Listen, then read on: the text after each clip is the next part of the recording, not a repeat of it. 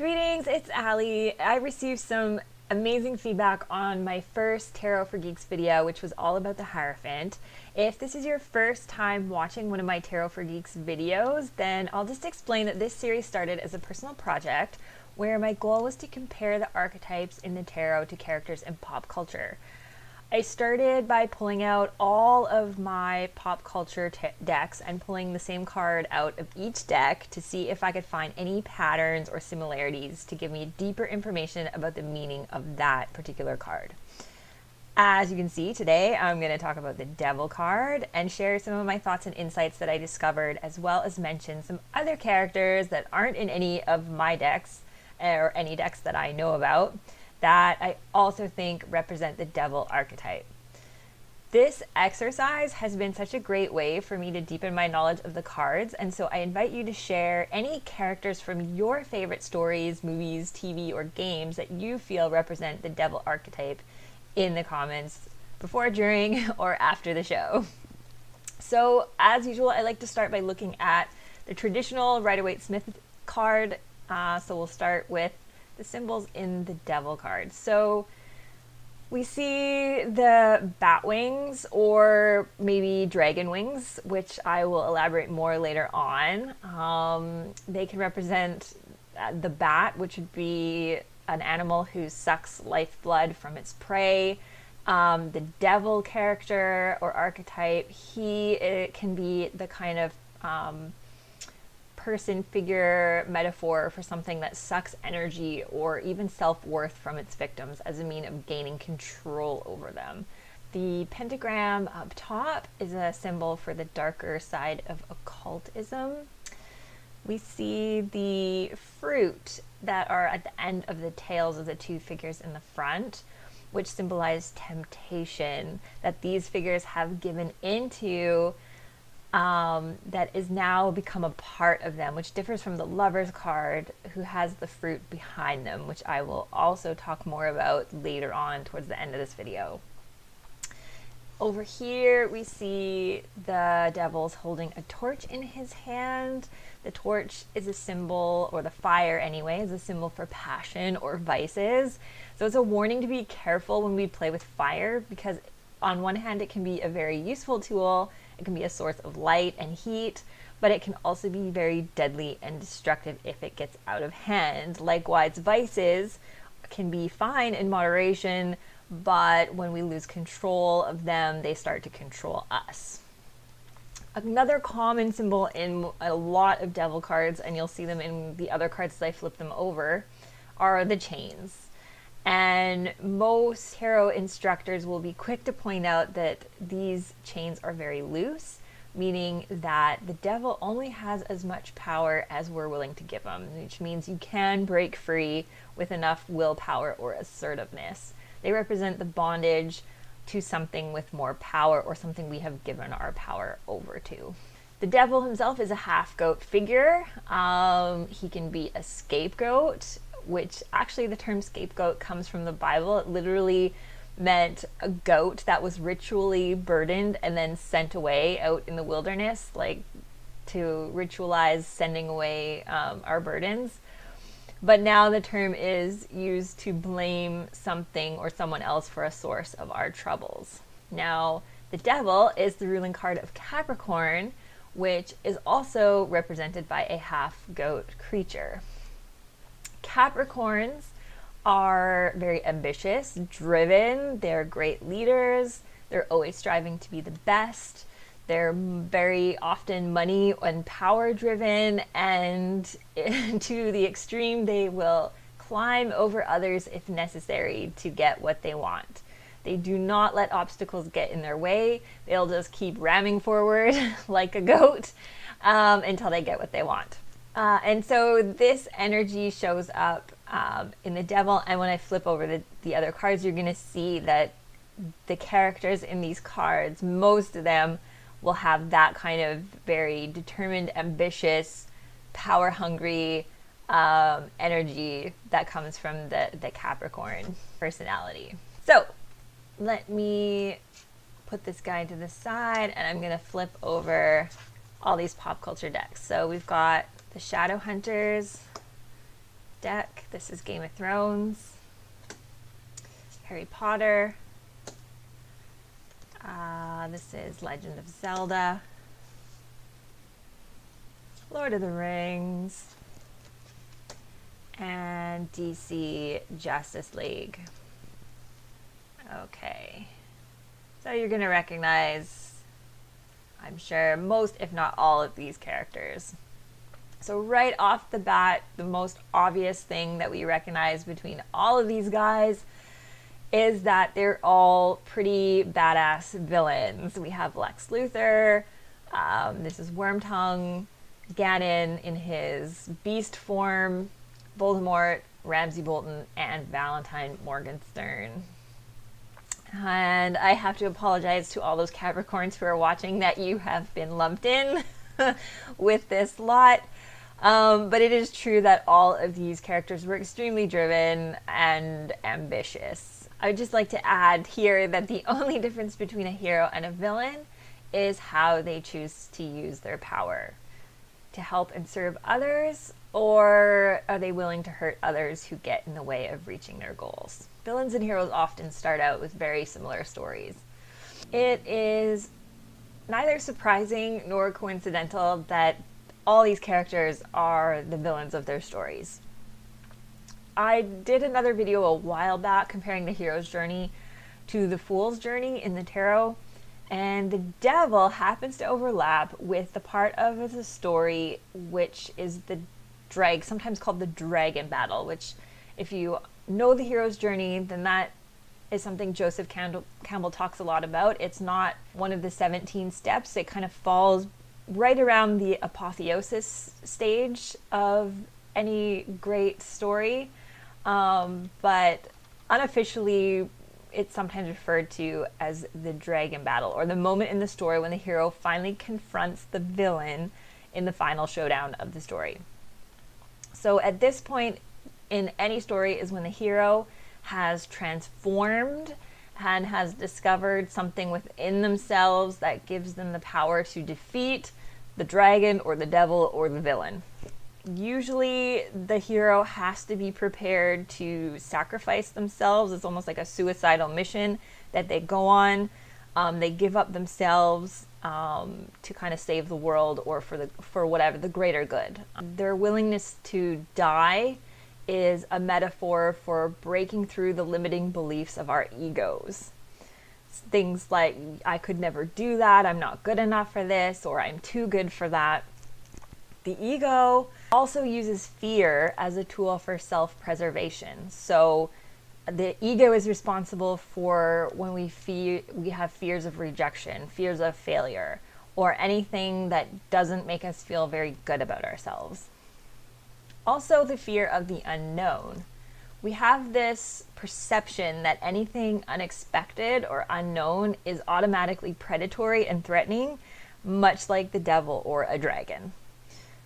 But what happens is we end up settling for less, the safer or the known choice, for example, and the devil uses this fear to control us.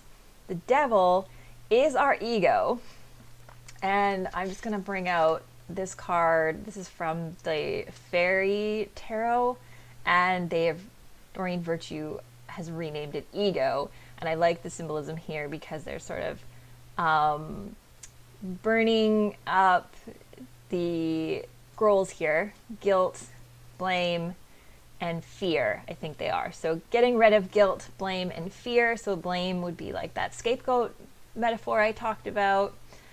Fear is how the devil controls you, and also with guilt is another tactic they use as a tool for manipulation. So ego is very synonymous with the devil. So the devil is our ego, and when we prepare to break the chain, to get over our self-preservation, so that sort of suicidal sacrifice, let's get rid of our ego, get over our self-preservation, redefine ourselves, because ego is tied up with identity, which means kind of killing off our old identity and embracing a new one. So we become reborn, stronger, happier, more fulfilled, and of course in control, whereas we weren't in control before. We were handing over control to something else. The hero, who stands up to each of these villains, will never win until he or she overcomes or accepts his or her faults.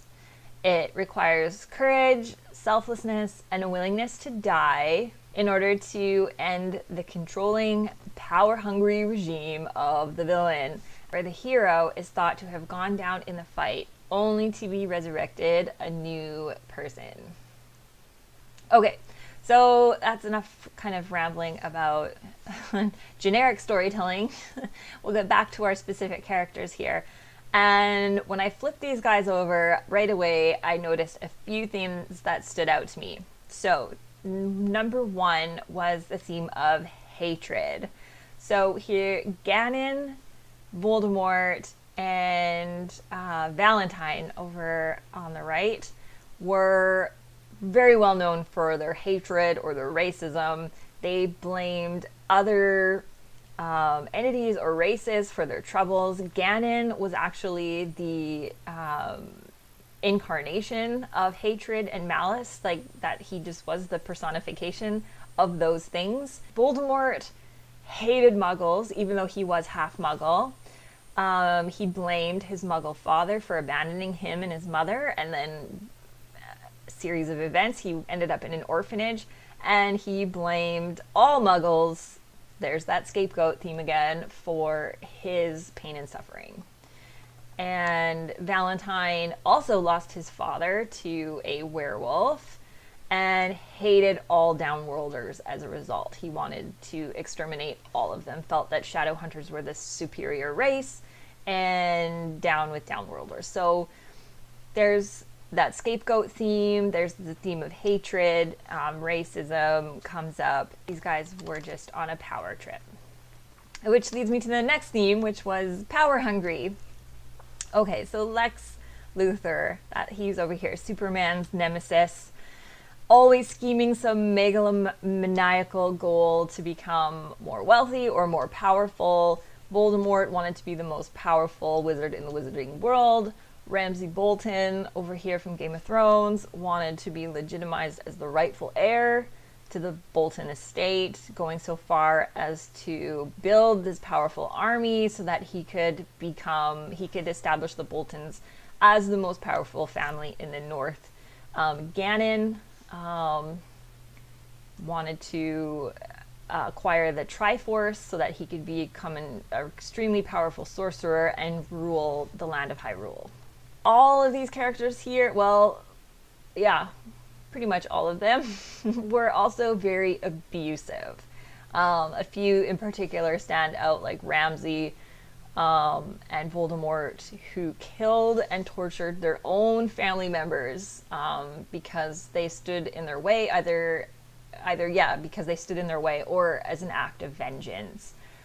Depending on which origin story you follow, Lex Luthor may have killed his own parents so that he could use the insurance money as seed money to start up his corporation. Valentine, he also tortured downworlders, demons and angels. He conducted a whole bunch of experiments and then even tested his experiments on his unborn children. These guys are also very manipulative. Lex, he managed to convince the world that he was a philanthropist because he would give out vast sums of money to charity, but that was just a distraction from his corruption. Valentine faked his death. He posed as a character called Michael Wayland to manipulate, to make people think that he wasn't around and he wasn't still planning his genocide, I guess. Ramsay managed to charm his father into believing that he was a good and loyal son. And of course, I haven't said much about this character over here yet, but Wormtongue acted as a trusted advisor in order to manipulate the king, and he did so on behalf of Saruman so that he could weaken the king and kingdom to make it easier for Sauron's army to take it down. Another interesting thing about a lot of these characters was that they ended up being killed, those who did die, by their own creation. Voldemort here turned in it, not on purpose, but he did create the Horcrux, and Harry was one of them. Harry was cursed in a way with carrying a piece of Voldemort's soul within him so that Voldemort could remain immortal, because death was his greatest fear. Valentine was killed by his own children, whom he had done experiments on. Ramsay was eaten alive by his hounds, and when Sansa sort of unleashed the dogs on him, she reminded him that it was him that had starved them in the first place, making them aggressive and vicious. Another theme, a little more subtle though, that comes out with many of these characters is lust over love. So a lot of these guys had love interests, but weren't truly romantic love. They often were rejected. So Lex, he was in love with Lois Lane, who rejected him. Valentine was married to Jocelyn, who divorced and left him once she found out what he was up to. Wormtongue, there's sort of an implication that he was sort of bribed to helping Saruman, and that he was promised Éowyn as a bride if he completed his mission. But obviously she did not return the affection. She was not interested. Ramsay, now he had Miranda as a partner who did return his affection, but theirs was a far more violent and sadistic relationship. It was much more twisted than it was romantic. And probably all of these guys who had those sort of romantic interests saw those women more as possessions than people. Speaking of love and lust, there is an interesting difference between the story of Lucifer when you compare the Christian mythology to the Muslim mythology. So just in a nutshell, both versions claim that the angels were God's creation, and he said to them that they need to bow and serve only God. Then later on, God created man and said to the angels that the angels now have to bow to and serve man. Well, Lucifer, who's often equated with Satan or the devil, was an angel, and he refused, and for his refusal he was banned from heaven. Now in the Christian myth, they would explain that due to his pride and his jealousy of losing status of God's favor in God's eyes, his jealousy of man, that God put man above the angels, led to his disobedience and therefore his punishment. But another interpretation is that Lucifer loved God so much that he could not love mankind as he was instructed. And as a result, God banished him, and it was the rejection or the absence of returned love that was the real hell. Not being loved in return was his banishment to hell. I found that really interesting. Okay, so now I want to introduce my personal favorite pop culture devil, not in any of these cards here, but watch this next scene because I think it illustrates perfectly what the devil card represents.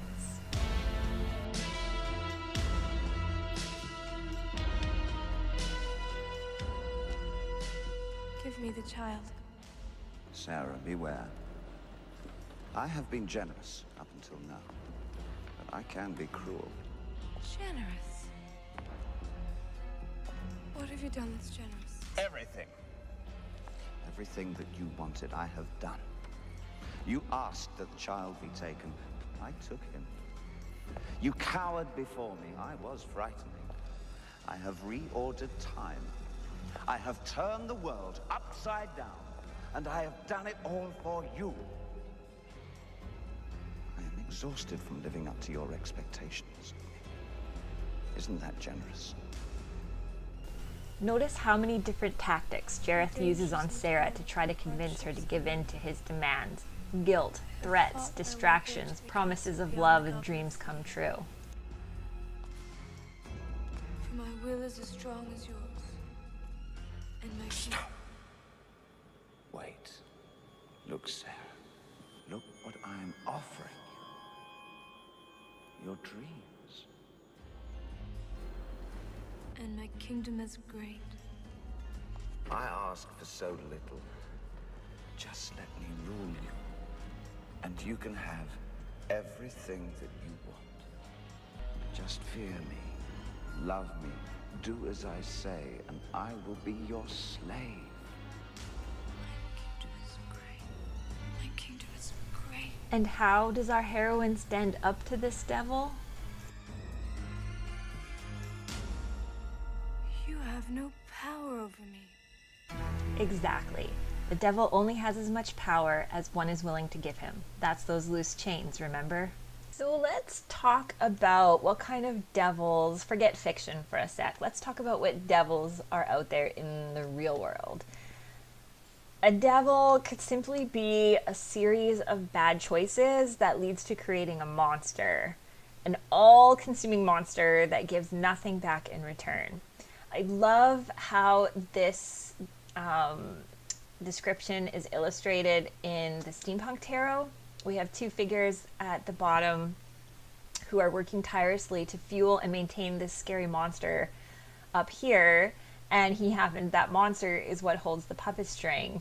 But all that needs to be done, just cut the strings or stop feeding it. It can't continue to control you if it has no power to fuel it. So here they are, fixing it, keeping it in working order. They keep shoveling in the coal, which keeps fueling it, and it's just this endless cycle. So cut the strings, stop fueling it, the monster loses its power. I love that illustration from the Steampunk Tarot. Another example of devils in the real world is money or material possessions or material goals. When you're willing to step over anything and everyone to get to them, that would include, greed, in other words, greed or power. Lust, any highly sexual, sensual, or superficial relationship, and not always a bad thing. I don't want to say that there's no place for that kind of thing in the real world, but there is the potential for it to be destructive if it's taken too far or it's not mutually agreed upon. People, another kind of devil, people or lovers who are manipulative, charismatic, and persuasive, who have the ability to convince you to do things that you might not want to do or that you later come to regret. A devil in the realm of health would be addiction. It would require a lot of willpower and assertiveness to overcome that devil. Addiction does have some degree of control, so it doesn't have to be a person. It can be things or actions as well. Okay, so as I did in the last episode when I compared the Hierophant to a few other major arcana cards, I'm going to do that again here. So first, obviously, I feel like I have to address the lovers because the imagery is so similar. I mentioned earlier that the lovers, here the figures have the fruit as part of them at the end of their tails, and here the fruit is behind them on the trees. So that, and I said the fruit was a symbol of temptation.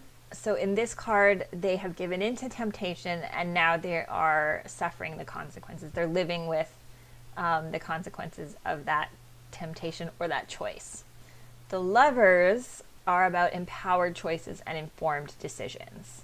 The devil would remove your power and make choices for you or make it really difficult to not give in to the devil's demands, either with guilt or temptation or other sort of manipulative tactics. So it's not impossible. You still technically have a choice, but the devil makes it really difficult to defy him. It would take a lot of willpower and assertiveness to stand up to the devil.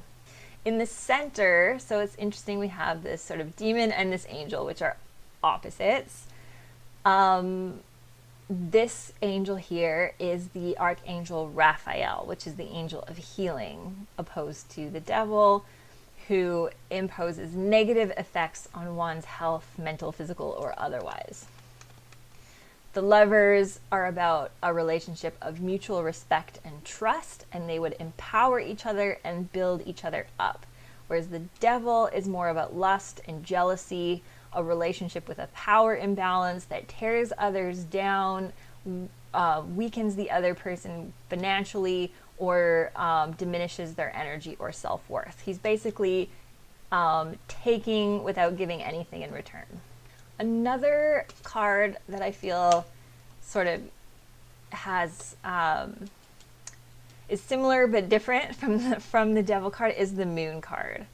From a psychological perspective, the devil is the ego. We talked about that earlier. The conscious self, who, in other words, who you believe you are. So what you're good at, what you're not good at, the things you tell yourself that you should or could never do, or that you must do or must never do. It's a reflection of yourself as you look out at your environment.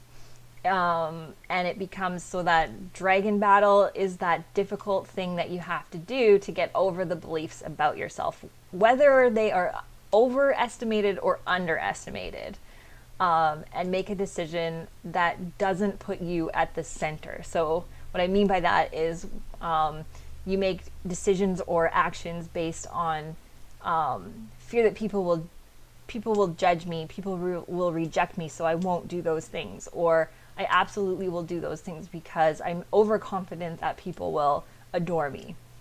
So it's taking decisions that are all about you. That's the ego. Okay, now contrast, and we're looking at this from sort of psychological or psychoanalytical, the ego versus the shadow. So the moon is the shadow, the unconscious self. So the conscious self and the unconscious self. So like the crayfish bubbling up to the surface, one encounters the shadow when they are triggered by something, especially if others are not. It's an instinctive and irrational reaction to a subject, word, phrase, just for example, that would indicate the presence of your shadow. The shadow is made up of weaknesses or shortcomings that you find within yourself that you probably aren't consciously aware of. And when those are triggered, shadow often gets projected onto others, and you interpret it as their moral deficiency rather than your own feelings of inadequacy. So now I just want to recap. I'll put the devil back in the center here. So the dragon is, or the devil or the dragon, sometimes called the dragon. That's the dragon wings. I said I would mention that. You call them bat wings, the sucking of energy or self-worth, but also the dragon. So a symbolic struggle, which involves embracing a new positive identity, letting an old limiting one die, that the hero must overcome to succeed on his journey. So I like to think of Sansa at that moment when right before Ramsay dies and Sansa confronts him. She's not the same selfish, naive girl that she was in the beginning, when she believes that marrying a handsome prince was the most important thing in the world. Nor is she any longer a helpless victim of others' cruelty and ambitions. You know, she is almost reborn in that moment, a new woman. Another way to interpret the devil, just think of the 7 deadly sins, because we've already talked about greed, lust, pride, jealousy. So add the other 3, wrath, gluttony, and vanity. So any of the 7 deadly sins could be represented here in the devil. Not all those things are bad when you're in control. Anger, wrath can be used constructively. It is possible. Anger can motivate us to take positive action in the world. Lust isn't bad if it's done with mutual respect and consent. So in those things in moderation aren't always bad, but they can easily be corrupted, get out of control, and be destructive. So that's back to that. Vices, again, Any kind of vice, okay in moderation, but don't play with fire. Just kind of like all these villains here who died by their own creation. They let things get out of hand and it ultimately destroyed them. In a nutshell, the devil is anything that you claim to love that starts to have a negative effect on your health and happiness. So those are my thoughts and observations on the devil. If you like this video, don't forget to subscribe to my channel so you'll be notified when the next episode is out as soon as it's posted. I invite you again to share your thoughts or any patterns or observations that I might have missed about the devil. If you know any other famous fictional devils from your favorite TV shows, movies, games, or books, let me know in the comments. There may be some things about the devil card that I missed or things you think are important. You might have something to teach me or others who stop by to watch or read the comments.